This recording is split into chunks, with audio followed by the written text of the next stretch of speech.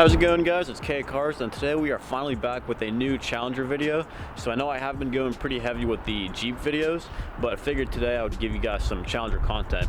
So in today's video, we're actually going to be going over 5 reasons why you should not get a Dodge Challenger ScatPack. Now I know I have done a few of these videos kind of like the same topic in some of my previous videos a while ago. Figured I would go ahead and do an update of that video and give you guys 5 different reasons why you should not get a Dodge Challenger ScatPack. Before you guys all start commenting that I'm being too negative about this car, just know I absolutely love this thing and I really don't have anything negative to say about it. These are just 5 things that I had to kind of like be very nitpicky about, and kind of just things that I wanted to share with you guys and things that you should expect if you are trying to get a Dodge Challenger ScatPack as well. But once again, this video is mostly just meant as a joke, and these things that I'm about to talk about don't really matter. If you guys want to see some Challenger racing action, definitely stay until the end of this video, because I am planning to put some roll racing clips of me whenever I took this thing to the Pocono Raceway. So definitely stay until the end if you guys want to see some racing footage from this car. Let's go ahead and get right into it. Alright guys, so jumping right into the video here, the first thing that I wanted to talk about, the number one reason why you should not get a Dodge Challenger ScatPack, is if you don't want to attract a lot of attention. Now what I mean by that, it could be unwanted attention, it could be wanted attention, it could be both positive and negative. Obviously, it could be negative if you have a super loud exhaust. You don't want to be attracting attention from police officers maybe. So that could be a negative attention. Obviously, if you're not doing anything wrong, then, you know, you shouldn't be bothered by anybody like in law enforcement or anything like that. There also are some positive things with attracting attention with this car. Now, for example, if you go to like a car meet or a car show and there's people that are interested in Mopars or Challengers specifically, then you're most likely going to be attracting attention from like-minded people like that. So that definitely is one positive thing about this car attracting attention, is that you definitely can meet new people, make new friends with this thing, and just start conversations about the car with new people and like-minded people like that. So that's definitely one positive thing that comes along with attracting attention, I guess. And then, you know, moving back to the whole negative thing, if you do have a loud exhaust on this thing, you probably will be, you know, making some people mad, attracting unwanted attention in a negative way from people who just don't like loud cars, I guess. And it also comes down to, like I said, police officers. Maybe if you live in an area where they're very strict on how loud your exhaust can be. I know a few different cities or states, I'm not really sure on the exact law, but a few areas have kind of brought in this law where if a police officer has an opinion that your vehicle is too loud, then he can give you a ticket for it. So that's definitely unwanted attention that I would consider unwanted and negative. But, you know, like I said, if you're not doing anything wrong, then for the most part, you should be left alone. And then also a different type of unwanted attention or negative attention, I guess you could view it both ways here, negative and positive, but you could be getting attention from people who are trying to race you in other cars. Now, obviously, street racing is not legal, and I don't recommend it probably. That is another type of attention that you guys could get driving a Dodge Challenger ScatPack like this. Now, I definitely have experienced people like pulling up next to me trying to race. Most of the time, it's usually just people who have like Honda Civics or, you know, like different types of cars like that. So usually it doesn't really make sense to even try, I guess. Usually people just try to have fun with it and fly past me. So that's the only kind of like racing attention that I've received, is mostly just people like flying past me. And I don't know if that's just because they're trying to race or if I'm just like driving like a grandma or something like that. You guys know I definitely do drive like a grandma on this thing. So it definitely is possible that if you are driving, you know, like the speed limit or not accelerating as fast as the people behind you would like you to, it definitely is possible to make people mad. Maybe they're just in a rush, in a hurry, or they just think your car is too loud, or any type of reason like that. If you guys are car guys and you have loud cars and you drive like a grandma, or you actually drive the speed limit, then you know how easily people get upset at you. And like I said at the beginning of this video, most of these things don't really matter. And the second reason, to me, doesn't matter, but I know a lot of people have asked me about this in previous videos in the comment section, and that's going to be the fuel economy. So if you are looking for good fuel economy, then you probably shouldn't buy a Dodge Challenger ScatPack. If you're looking for good fuel economy, you probably shouldn't buy any type of muscle car whatsoever. You should probably just get a Prius or something like that. With that being said, I have seen about 22 to 23 miles per gallon average if I'm driving on the highway. If I'm doing mostly city driving, I've seen as low as like 12 sometimes. Now I think I'm right around 16 doing some highway and city driving. So it really isn't too bad for what it is. You know, 6.4 liter V8, 392 Hemi. Really can't expect to have great fuel economy from a vehicle like this that makes 485 horsepower stock from the factory. This one right now makes 470 to the wheels with the modifications that I have done to it.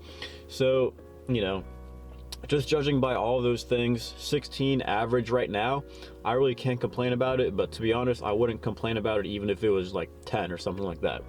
So like I said, fuel economy to me really doesn't matter. If that's something that matters to you, you probably shouldn't really be getting a muscle car at all. You should probably look into like a hybrid or something like that. Now, these things completely stock do have the MDS system, which stands for multi-displacement system. And you guys are probably all familiar with that. It basically just means that whenever you're not under hard acceleration, then the engine will only run on 4 cylinders, and that's how it kind of gives you better fuel economy and uses up less gas.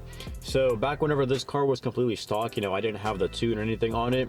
It did have the MDS system, and to be honest, whenever I got this thing tuned and got the MDS taken off, I really didn't notice a difference in the miles per gallon or anything like that. One thing about the MDS system though is that when it does run on 4 cylinders, it sounds very weird. Obviously, a V8 muscle car should not be running on 4 cylinders. It just kind of sounds weird. So yeah, I did get rid of that with the custom dyno tune whenever I had it up at OST Dyno a few years ago. So having that MDS, you know, most likely will help with fuel economy if that's something that you care about. But for me, I didn't really pay attention to it too much. I just kind of knew, you know, okay, 16 average, okay. But now that I don't have the MDS, it really doesn't feel much different, and it also sounds a whole lot better. I don't have to deal with it constantly switching between 4 and 8 cylinders. So that's also one thing to keep in mind, is maybe just the fact that the stock ones do have that MDS system. That's maybe something that could kind of steer people towards getting a Challenger if you are worried about the fuel economy. That was the second reason. Now let's go ahead and get into the third reason. And this one definitely applies to me, and I know I said most of these things don't matter, but this one, it definitely does matter. Alright guys, so basically at this point in the video here, the audio started getting extremely fuzzy and the video was basically unwatchable. So I'm just going to do a quick voiceover here until the audio gets better. But basically here, I was talking about whenever I had to get the Challenger inspected last time. And that was whenever it actually got rejected for not having good tires. The tires were not completely bald, but I guess the depth was not deep enough for them to actually be able to pass it. And they basically said it'll be $1,000 for new tires and then it'll pass. And you know, I kind of expected for $1,000, those tires probably aren't going to be very great quality. And I didn't want to put on just any old cheap tires on this car. So, you know, I took the car home with a huge rejection sticker on it. And I definitely had to do some research to see which tires I actually wanted to get. Because if you guys are familiar with these cars, then you'll know that they came with 245s completely stock. So, you know, I was already kind of expecting, and I definitely did want to upgrade the tires to 275s. So took the car home and, you know, did some research on the tires. Now I definitely do have to give those tires some credit though, because they did last me around 26,000 miles and about 4 years. But you know, 245s, if you guys have ever driven a Challenger with those stock tires, then you know, you can barely even do a second gear pull with those things. So definitely had to upgrade.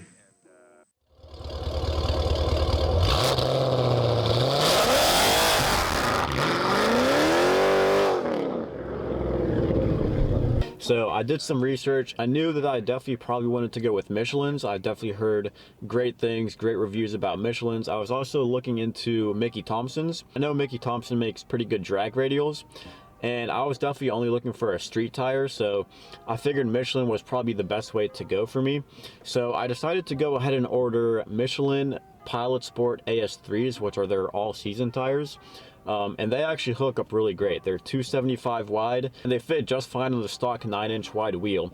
So obviously they passed inspection just fine with those brand new tires. But like I said, if you don't want to buy new tires, then you probably shouldn't be getting a Dodge Challenger ScatPack. But that probably applies to every single car anyways, so it's not like specific to the Challenger, I guess. But if you are somebody that actually uses this Challenger for what it's made to do, which is drag racing on a track where it's legal, then you're definitely going to be going through tires much quicker than if you're just driving this thing on the street normally.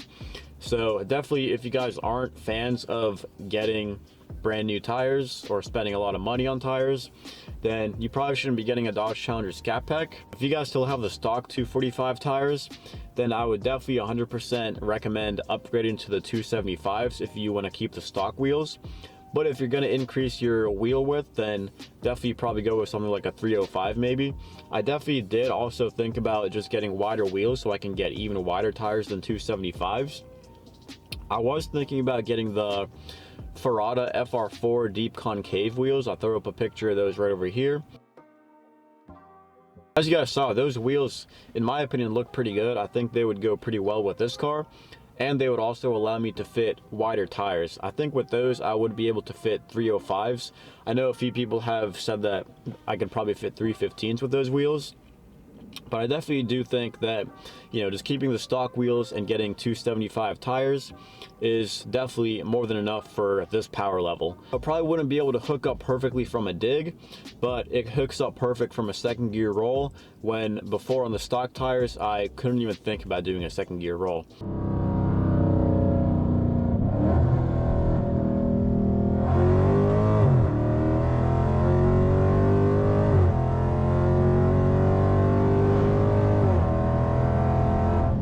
So definitely a huge upgrade.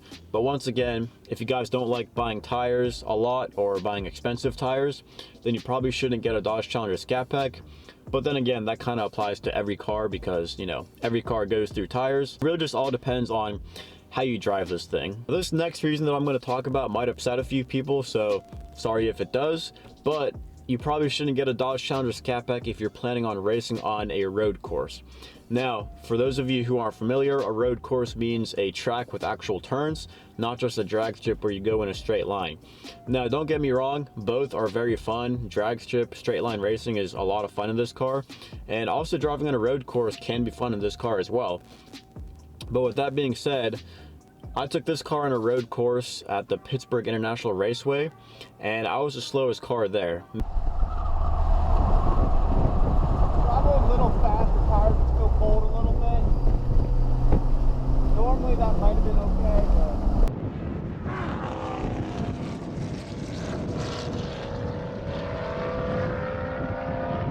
Now, I'm not saying I didn't have fun, because it was a whole bunch of fun to drive this thing on an actual road course. There definitely are better cars that can take turns a lot better than this thing. For example, like a Miata or a BRZ, those things are much cheaper than this car and can take turns a lot better. But then again, those cars will be destroyed by this thing in a straight line. It just comes down to what each car is built to do. Of course, you can modify the Challenger to make it a lot better on a road course if you really want to. But the Challenger is definitely more built for straight line racing on a track. Now, going back to the whole road course thing, the Challenger weighs 4,200 pounds. And you definitely do feel the weight whenever you're going around turns with this thing. At least I did. Every time I go into a kind of like a more compact car, a more compact sports car, and then I come back to the Challenger definitely feels a whole lot bigger, a whole lot heavier, and you can definitely feel the size of this car when you compare it to different cars. Of course, once again, I'm not saying that the Challenger is bad. I'm not trying to complain or be negative or anything. Like I said, I absolutely love this car. But there are always going to be better cars that are more built for specific racing, like on a road course. Like I said, the Challenger is more built for straight line drag racing. But you know, it's not terrible at road course driving. I'm just saying that there are cars that are better than this thing. There's always going to be better cars for anything. So if you are one of those people who are planning to you know, race on a road course, then I probably would not recommend getting a Dodge Challenger ScatPack. If you still want to get a muscle car, then I would definitely recommend looking at something like a Corvette maybe. I know the new C8 Z06 that just came out is probably going to be a monster around a road course and a straight line. So that's probably a car more suited for the road course when you compare it to the Challenger. So number 3 was, if you are planning to drive on a road course, then you probably shouldn't get a Dodge Challenger ScatPack. One thing I will say off topic, but it's literally 5:13 right now. It's completely dark out right now. Like, obviously it doesn't come out too well on camera, but it is very dark. The sun is already down. I literally have to sit here with my light on just so you guys will be able to see me. So I'm not really sure if I'm a huge fan of this whole daylight savings thing, but yeah, 5 o'clock and daylight is gone. Alright, so the fifth reason that I wanted to talk about in this video is you probably shouldn't get a Dodge Challenger ScatPack if you want to have a quiet car. Now, to be honest, when this thing was stock, it really wasn't like crazy loud or anything like that.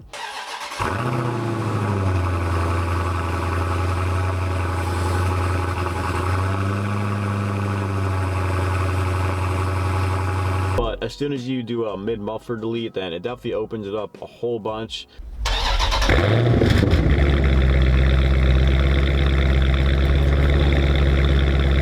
Probably the cheapest way to actually get more sound out of this thing.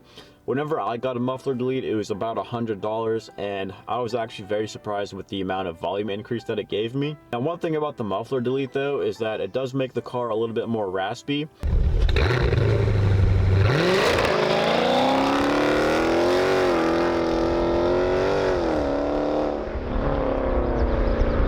So if you guys aren't really a fan of like the raspy sound, then probably getting a mid muffler delete wouldn't be the best idea if you are planning on like modifying your exhaust. To be honest, I didn't really mind the sound of the raspiness.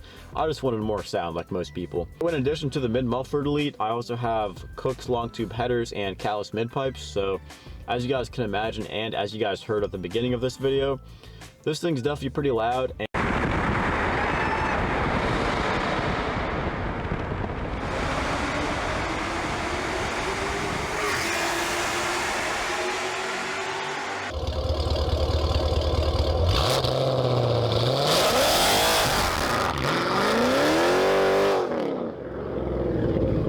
And one of my friends actually told me that it's the loudest car that he has ever heard in his life, which is, I think that's pretty insane.